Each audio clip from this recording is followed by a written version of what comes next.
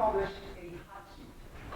So Gabriel came to the meeting prepared to do table topics.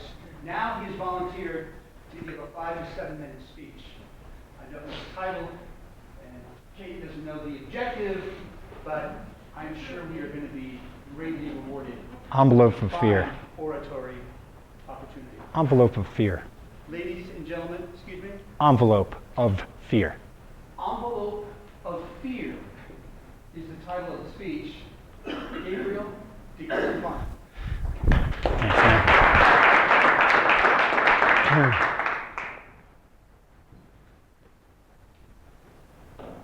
Whose life can I change today? That's actually how I woke up out of my bed. That's how I wake up out of my bed almost every day nowadays. Because people say I have something to give people, to inspire people, to motivate people. Now, years ago, I didn't really see that. When I was 19 years old, I was so scared of the rest of my life. Things had gone so badly. I was living in the back of my Bronco 2. My mother had moved out of state. I had no father. I was a senior in high school. I was captain of my swim team. I was terrified. Living in my car, what do? I started selling marijuana to pay for bills. I was so busy.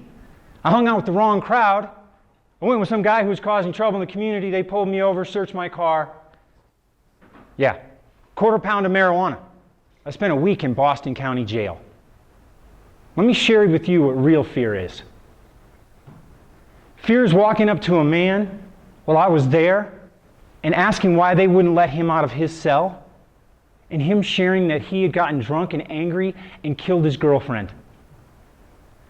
Now, I sat there as a 19-year-old, very confused in my life, and it just shook me to my core. This man was a shell. He was apologetic. It was over. His life was gone. And I stood there in that moment, and I got a reality check that was big. Is that where I want to be? Am I the tough 19-year-old kid who's going to be slinging? Based on results, I was not a good drug dealer.